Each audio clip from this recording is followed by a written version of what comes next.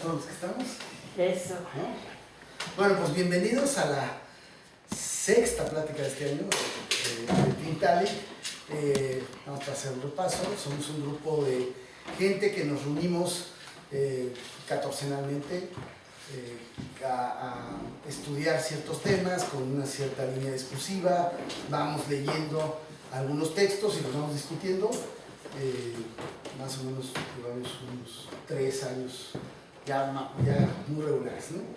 Y este año en particular decidimos hacer un poco más amplio el círculo y buscar gente muy allegada a nosotros, como es el caso de Jorge, que se los presento, y tratar de llevar a un poquito más de gente, lo que decimos que nos gusta mucho hacerlo, que lo hacemos por el placer realmente de hacerlo, que es estudiar, investigar y entender fenómenos que tienen mucho que ver con la forma en la que pensamos, con la forma en la que actuamos y la forma en la que entendemos la evolución. Hablamos mucho sobre evolución.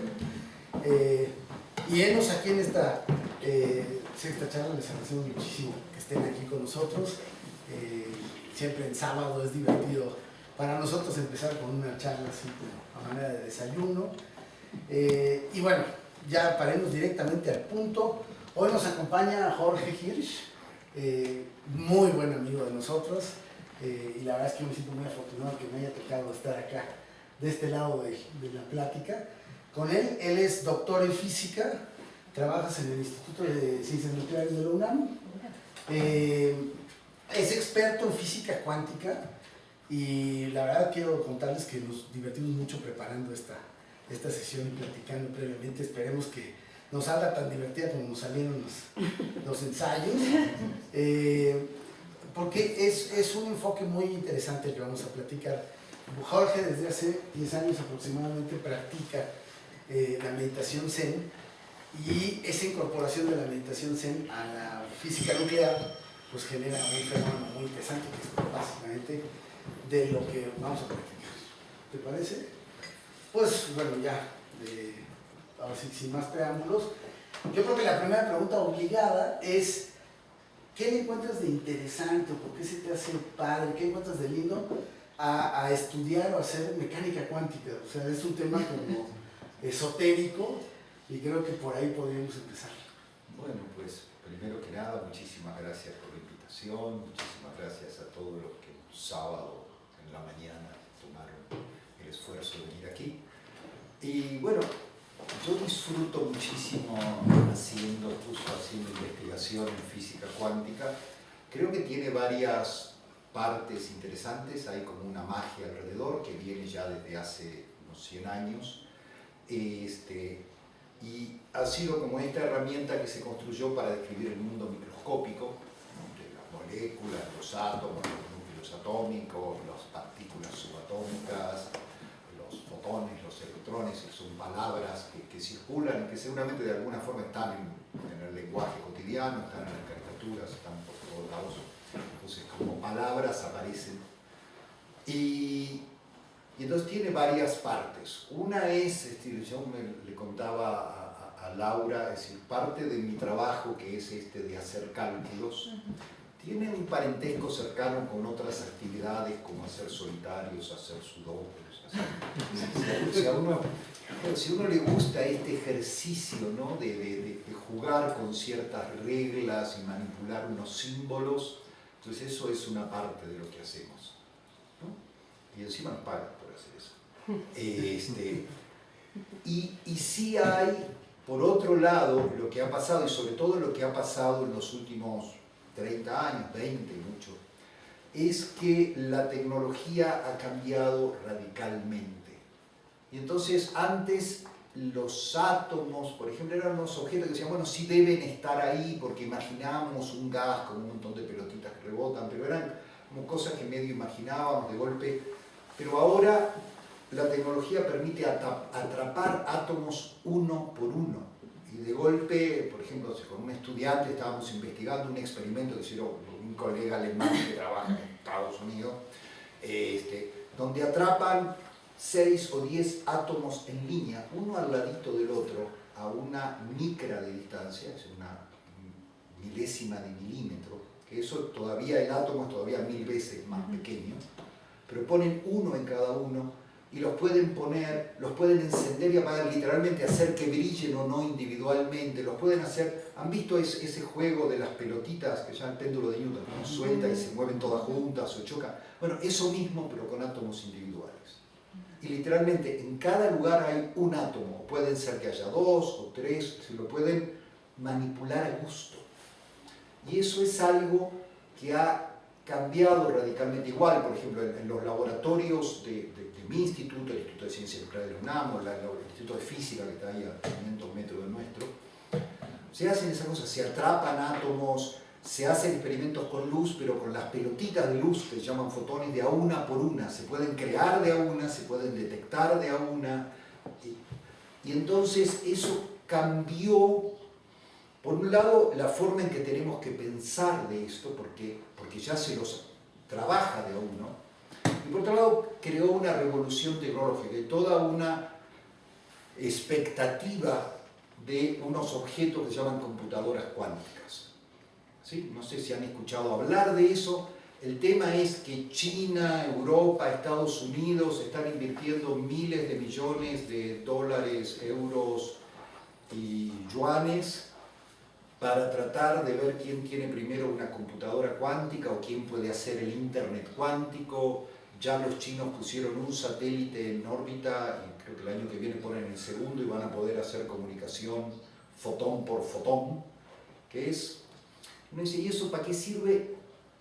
Puede servir para muchas cosas. Una de las expectativas muy directas es que cambie la forma en que hacemos comunicación segura en las computadoras. Cuando uno entra al banco o entra a hacer cualquier compra en línea, inmediatamente entra a una página que dice HTTPS y aparece un candadito. ¿Sí? Bueno, eso es, se supone, estableció una comunicación segura muy difícil de violar. Pues la forma en que eso se hace, usando fotones y usando ese tipo de objetos, está cambiando. Hay toda una idea de que eso va a ser muchísimo, que es muchísimo más seguro. Hay retos técnicos muy importantes que se están trabajando, ¿no? Si de golpe es impresionante, porque muchos de ustedes quizás ya tengan fibra óptica que llega hasta sus casas, algunos todavía lo convencimos a Telmex que nos la pongan, pero estamos cerca. Pero uno dice, bueno, pero la comunicación a través de la fibra óptica se hace con luz, pero con unos paquetotes que tienen miles de millones de fotones, ¿sí? Y sin embargo, ya en varias zonas del mundo, en una región entre Ámsterdam, Copenhague, en Alemania, en zonas de China, están pudiendo ponerse de acuerdo con las compañías telefónicas, con las compañías que manejan esas fibras ópticas, para que les abran una pequeña ventanita de tiempo y una ventanita en lo que llaman la frecuencia, en el color de la luz, para que puedan, donde no haya nada, y ahí se pueden mandar un fotón de a uno por vez. Y es impresionante porque eso, que para mí suena complicadísimo, ya se hace, ¿no? Todavía hay problemas técnicos muy notables. Uno de ellos es que es imposible así, mientras que, digamos, todos estos paquetes de comunicaciones cada tanto, a 100 kilómetros, algo así, necesitan un repetidor, porque la señal se va atenuando y entonces necesita un repetidor. Y eso con los fotones individuales no se puede hacer, no hay forma de copiarlos exactamente. Entonces hay una serie de problemas técnicos que requieren unas maravillas como... Entonces viene todo un imaginario de palabras, ¿no? Porque entonces lo que se hace, como no se puede copiar, es lo que se llama teleportación cuántica. Y quienes alguna vez veían Viaje a las Estrellas y veían al señor Spock que desaparecía en el cilindro y se hacía como burbujitas y aparecía en la superficie del planeta, pues no es eso, pero se parece. pero cada vez que la gente da una plática de eso, toma esa imagen, porque para nuestra generación eso es lo que es una teletransportación, ¿sí? Y entonces hay un mundo que se ha abierto, ¿sí? De cosas que se están haciendo actualmente, ¿sí? Y esto cambió porque cuando se construye la mecánica cuántica se construye, digamos, como desde 1900 hasta 1930. Y es un producto de una colectividad muy grande de muchos nombres diferentes que ponen pedacitos. Y una de las cosas que pasa es que se va armando esta idea y cosas como que es una onda, y esos objetos son ondas y partículas al mismo tiempo, lo cual son conceptos que clásicamente son opuestos, pero aquí existen al mismo tiempo, y se va armando eso, y se va construyendo hasta que se construye un formalismo matemático que se llama ecuación de Schrödinger, ecuación de Dirac, para los que hayan escuchado hablar de eso. Pero de golpe la gente dice, bueno, pero ¿y esto qué es? Y de golpe eso se cierra en 1926 cuando se dice, bueno, no, 1928, cuando se dice, esto son probabilidades. Y entonces toda esa comunidad que había estado construyendo eso, hay una gran parte que dice, no, pero esto es una porquería. ¿Cómo va a ser que terminemos todo este esfuerzo hablando solamente de probabilidades y de cosas de las que no podemos entender y hablar, ¿no? Y entonces la mitad de los padres de la mecánica cuántica repudian a su hijo. ¿Sí? Sí. Y dicen, no puede ser que esto sea la respuesta que estábamos buscando, ¿no? Estos objetos tienen que ser algo, tienen que tener un camino, ¿no? Deben ser como pelotitas, como algo, ¿no? Y entonces viene un debate que lleva por lo menos más de 90 años ¿y qué es lo que ha ido pasando? La tecnología cada vez nos permite hacer más cosas, o sea, toda la electrónica está basada en la mecánica cuántica, toda la electrónica, ¿sí? Y ahora existe toda la fotónica y cada vez se hacen más cosas, o sea, nadie en la comunidad de física, de ingeniería, de óptica tiene ninguna duda de que eso que llamamos mecánica cuántica funciona de maravilla. En el laboratorio se manipula, en los casos no siempre podemos tener teorías que describen todo, a veces se pone muy complicado, pero cuando podemos, el acuerdo entre lo que calculamos, los números que calculamos en la computadora y lo que medimos es el mejor que se ha conseguido en ninguna otra área de la ciencia. Entonces tenemos manipulaciones en el laboratorio, tenemos unas cuentas que sabemos hacer, unos cálculos muy sofisticados que coinciden con eso, y no tenemos la más remota idea de qué estamos hablando. ¿Sí? O sea, usamos palabras, electrones, fotones y otras más, quarks y gluones, ¿sí? Y sabemos cómo representarlos matemáticamente, pero en nuestras cabezas, cada uno de los que hacemos eso, y hay miles en el mundo, somos muchos, nos contamos historias diferentes, contradictorias,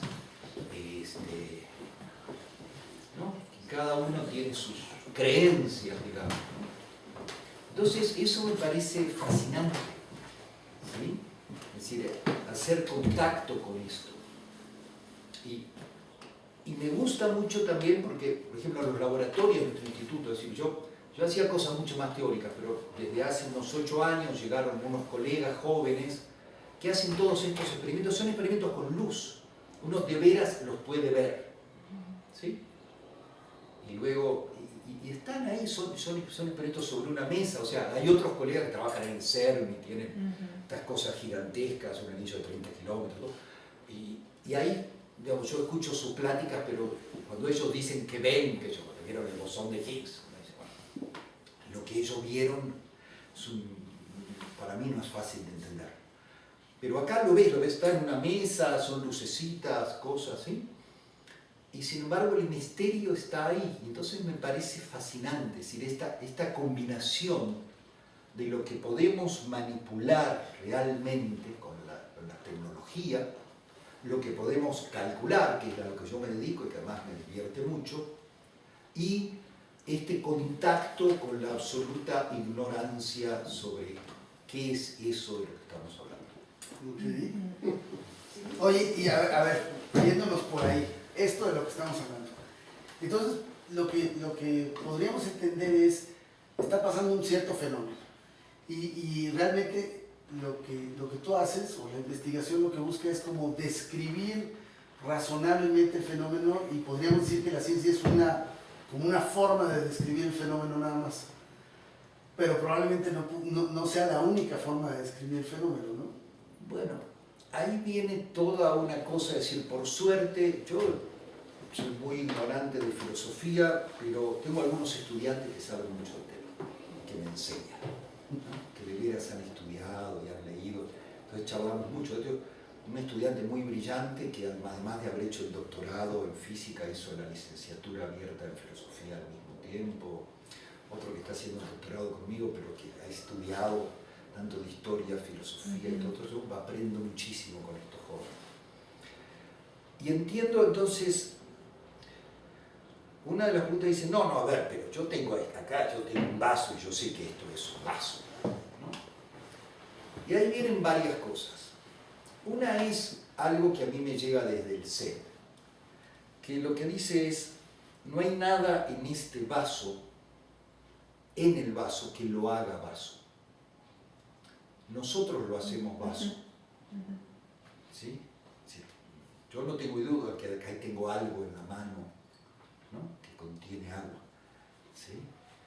Pero no tiene un ser vaso. O sea, claramente cualquiera podría imaginarlo como un florero o como cualquier otra cosa. O sea, lo que es esto no es algo que le pertenece al objeto.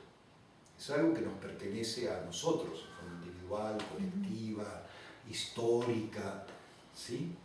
Y para mí eso, que ahora lo digo así de corrido, hace todavía unos muy poquitos años me costaba mucho en mi cabeza, ¿no? Porque yo decía, no, pero las cosas son, ¿no? Porque para mí está claro que son eso. Entonces poder separar entre, para mí está claro, yo estoy absolutamente convencido, y eso es esa línea, ¿no? Y empezar a decir, bueno, a ver, que yo esté absolutamente convencido, que yo lo tenga clarísimo, está hablando de lo que pasa en mi cabeza, no de lo que pasa en el vaso. ¿Sí? Y entonces ese es un camino, ¿por qué? Bueno, justo un estudiante hace 6 meses presentó su tesis de maestría sobre toda una teoría, que para los que les gusta de eso tiene que ver con teoría algorítmica de la computación, máquinas de Turing, para si alguien escuchó hablar de esas cosas, que dice que siempre medir algo es simplemente seguir un procedimiento, ¿no? Entonces, para medir cualquier cosa uno tiene procedimientos, usa ciertos dispositivos, a veces muy sencillos como una regla, ¿no? A veces aparatos mucho más complicados, usa un montón de conceptos y conocimientos que para una comunidad tienen sentido, ¿no? Para la gente que practica eso, ese proceso tiene sentido, las indicaciones son claras, ¿no? Y es un proceso mecánico, o sea, repetitivo. Y por eso, en este momento, muchísimas medidas las pueden hacer directamente las computadoras, uno necesita personas, ¿sí? Y uno obtiene números. Siempre medir es un proceso en el que al final aparece algún número, ¿sí? Entonces él lo que dice, bueno, eso se puede hacer, es muy parecido a lo que hacen las computadoras, la diferencia es que las computadoras trabajan con cosas internas nada más. Las computadoras tienen un procedimiento, unos datos y no necesitan salirse, todo lo hace la computadora y da un número, un conjunto de resultados. Mientras que para medir uno interactúa con algo más, que es eso que quiero medir. Entonces eso es un poquito diferente, pero entonces él demuestra, usando teoría de la computación, un resultado que para mí es muy interesante, que uno siempre puede, en un momento dado, una comunidad tiene un mecanismo para medir, pero lo que no puede tener es un mecanismo para saber qué está midiendo. ¿Sí? Y esto que en física yo entiendo que parece una idea relativamente trivial, que dice, bueno, pero todos entendemos, ¿no? Es decir, que medimos tamaño, capacidad en litros. Yo entiendo, por ejemplo, ese es un debate que sé que en psicología es mucho más fuerte, ¿no? Porque en psicología se han inventado en muchas otras áreas. Y uno lo ve, uno puede inventar medidas, ¿sí? Para decir cómo van ciertas cosas y asociarles números. Pero uno decide qué va a mirar, cómo lo va a mirar y cómo lo va a interpretar. Y eso no es algo que está en los números. Y la demostración que hizo este joven, que ahora estamos escribiendo el artículo, es que eso no puede estar en el procedimiento. O sea, uno siempre puede tener procedimientos para medir. Pero ¿qué quiere decir eso que estoy midiendo? Es algo que una comunidad en un momento, desde un discurso, le da un valor. ¿Sí?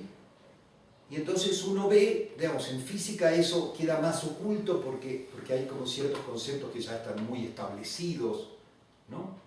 Y en otras áreas donde se están construyendo conceptos nuevos, Uno ve que la gente se agarra a los gritos y dice, no, pero eso que tú dices no tiene sentido. Es un ejemplo que está muy grande, es el IQ, el coeficiente intelectual, ¿no? Que para alguna gente es una medida y para otra gente es una estupidez. De hecho, el que lo inventó para mostrar que eso no se podía usar. Después se lo agarraron y lo usaron. Y en Estados Unidos, una condena que te manden o no a la silla eléctrica depende de esa medida, o sea, ¿no? Y eso es porque para una comunidad eso se transformó en un número que tiene sentido. Y visto desde otro lado, dice, pobres, estos tipos están mal de su cabeza, ¿no? Ahora, resulta que eso también pasa en la física, nada más que está un poquito más oculto.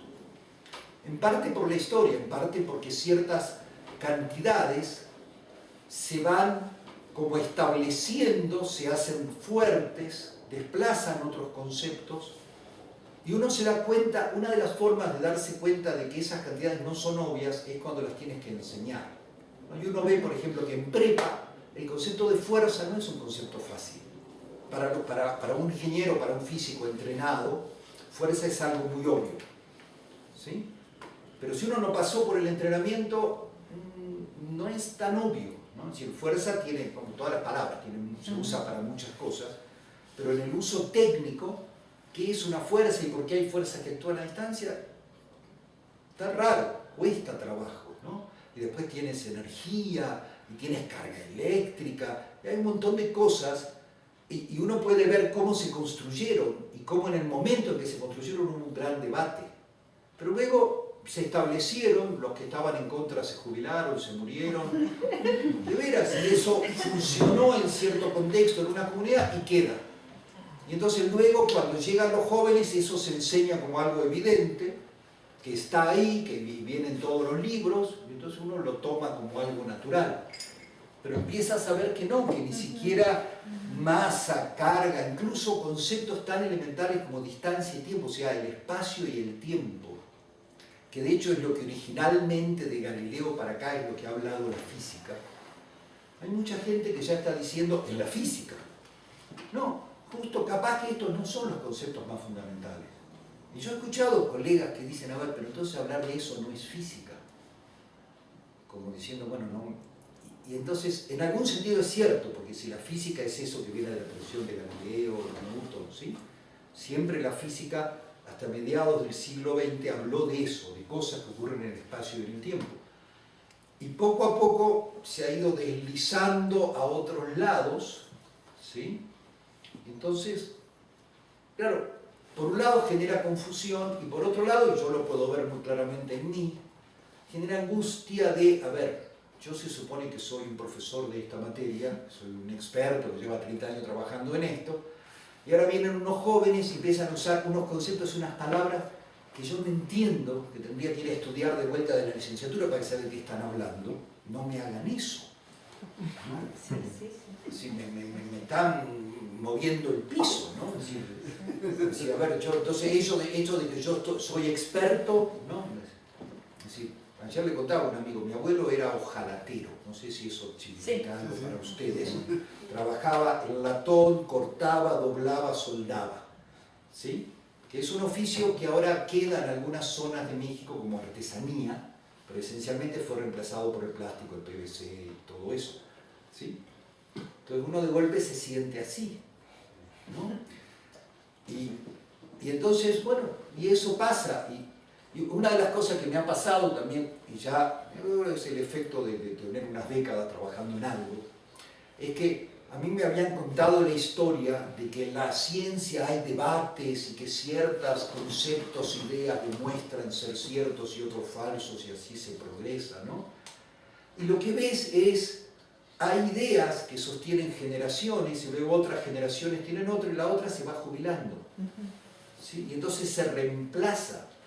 Pero no es que nadie ganó un debate, es que la comunidad evolucionó y se movió para otro lado. Y estos que gritaban que no, de golpe la gente los dejó de escuchar, ¿sí? Y entonces uno dice, bueno, ¿y dónde quedan las verdades de la ciencia? ¿No? Y ese es otro tema que a mí me ha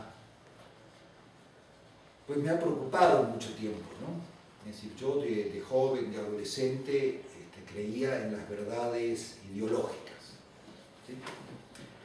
tenía toda una serie de convicciones que, bueno, después de duros golpes se me vinieron abajo.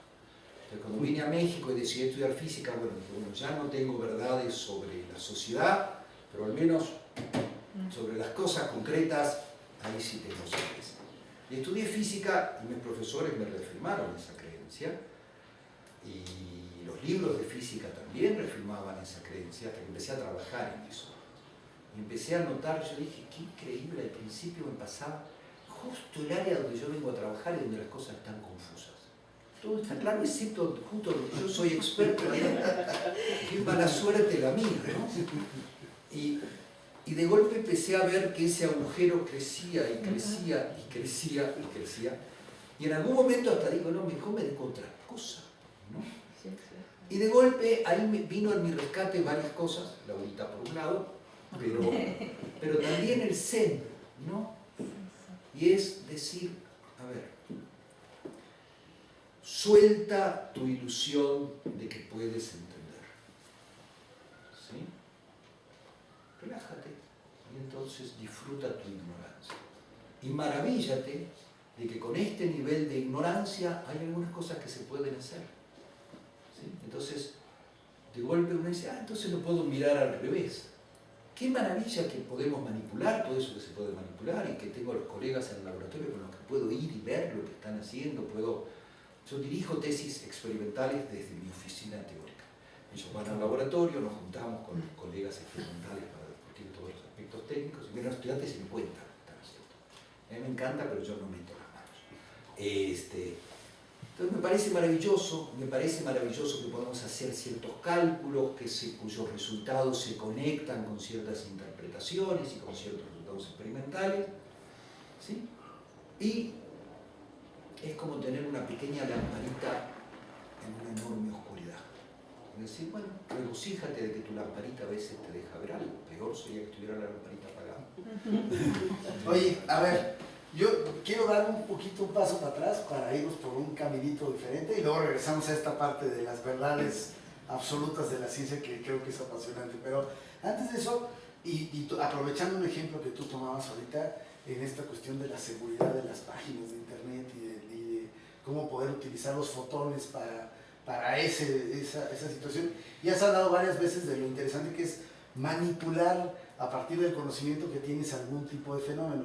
Pero esta cuestión, por ejemplo, de la seguridad te habla de utilizar la ciencia específicamente para, vamos a decir, tener seguridad de alguien que es tan humano como nosotros, que está utilizando la ciencia probablemente exactamente lo mismo, pero en el sentido inverso, con un interés específicamente humano, ¿no? Entonces, aquí, ¿qué vínculo tiene la ciencia ya con el estar práctico del ser humano, el resolver cosas, pero además obtener cierta ganancia o ciertos beneficios de esas cosas?